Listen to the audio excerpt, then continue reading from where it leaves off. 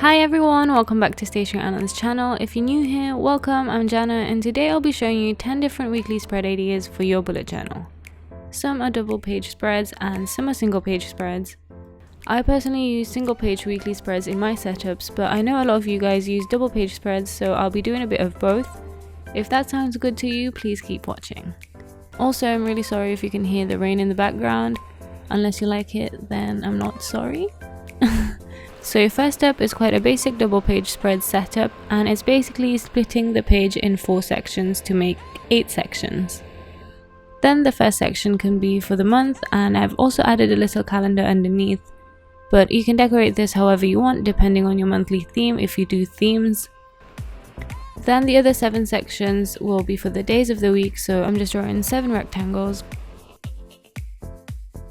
To decorate, I'm just adding lines like the rectangle or those blue line paper I used to have in school. I just like the look of it in my bujo, but this setup is so versatile, so you can really do whatever you want. The sections don't even have to be this shape. The most important thing is just to remember to split each page into 4 sections.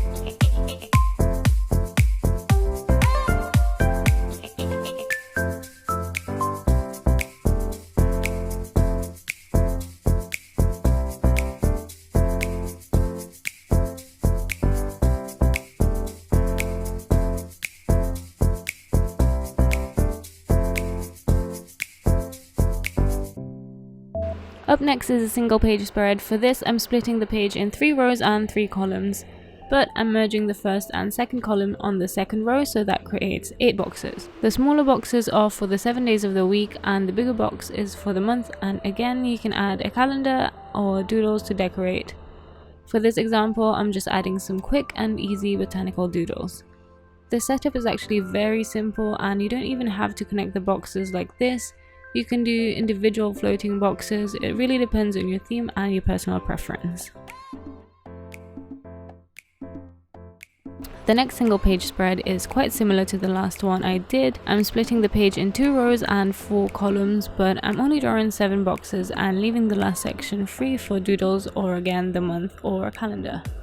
This time I went for a nice little quote and that's it. This is very simple, but again you can go overboard with the decorations.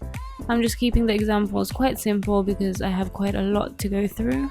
But yeah, if you're like me and you prefer livelier spreads, you can definitely add more colour and more doodles. Alright, so the next one is another double page spread, but I really like this one because it takes almost no time to set up. Unless of course you want to add more decorations, but for this you really don't have to be precise. So I've just drawn a line across the page and sort of just eyeballed it and divided each page in 3 columns. And I've just merged the section for the weekend for those who really don't plan their weekends like me. I know some people have busier weekends, so it might not be ideal to merge those days together, but because of the way it's split, I feel like you can really fit a lot in these sections anyway, as they're quite big. But I do have really small handwriting, so it really depends on you. Next is another single page spread. For this, I'm just dividing the page in 8 sections. That's 4 rows and 2 columns. And the first box will be for the month and any decoration I want to add. And then the other 7 spaces are for the days of the week. I didn't spend too long on this actually, I kind of just eyeballed it again. Sometimes you just don't have a lot of time to be so neat and accurate with a ruler, so yeah, that's that for that one. Next is another very simple one, and it's just dividing the page in 7 rows. This is what I normally go for because it's just very simple and I like drawing little doodles that fit my theme for each day of the week. For this one, I'm just keeping it simple with little speech bubbles, and then I'm just drawing lines to divide each section. Alright, so the next one is a bit fancier. I rarely do this because I never usually need big spaces for my daily tasks, just because I have tiny handwriting. But this one is for very busy people or for people who just have massive handwriting. So I'm actually using 3 pages because I'm doing a Dutch door. So I just cut a little section off the middle page, and then I'm just outlining the bit to divide the pages and to make them stand out.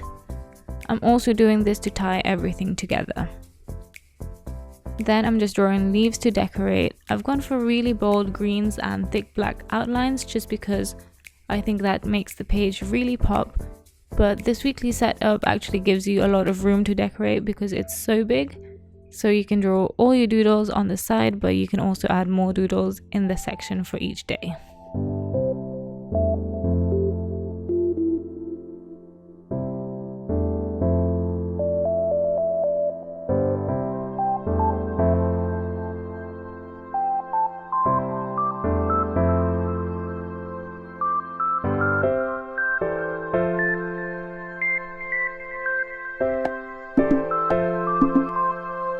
Next is another very simple single page spread. I just split the page in 6 sections, so that's 2 rows and 3 columns. Then I'm just adding the days on the top part of each section. For this one I decided to decorate with little envelopes, which actually reminds me of the theme I did in February last year, which is still one of my favorites. So yeah. Speaking of favorites, the next single page spread is actually my favorite weekly spread out of the 10 I've done in this video. I can't believe I've never done it before, so I'm definitely going to be using this setup next time. So for this I've just drawn 7 boxes in the middle of the page, but you have to visualize in your mind that there's 9 boxes and just kind of remove the first and last box to add decorations.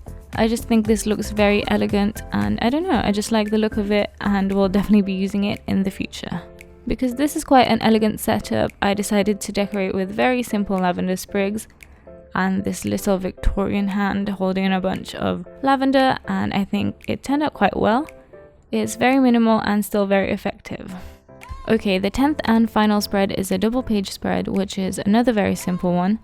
So for this I just divided the spread in 2 rows, and then I divided the top row in 4 sections and the bottom row in 3 sections. And again, I didn't use a ruler, I didn't even count the dots, I've just gone in like the adventurous person that I am. And that's it. So yeah, here's a flip through of all the spreads that I've done. I really enjoyed coming up with these setups because it also helps me spice up my next weekly spreads. I hope you found this video useful, and if you did, please don't forget to give this video a thumbs up and comment down below. I'd love to get to know you guys a bit better, so please say hi. Don't forget to subscribe if you haven't already. We make videos every Wednesday. That's all for now. Thank you so much for watching. See you next week.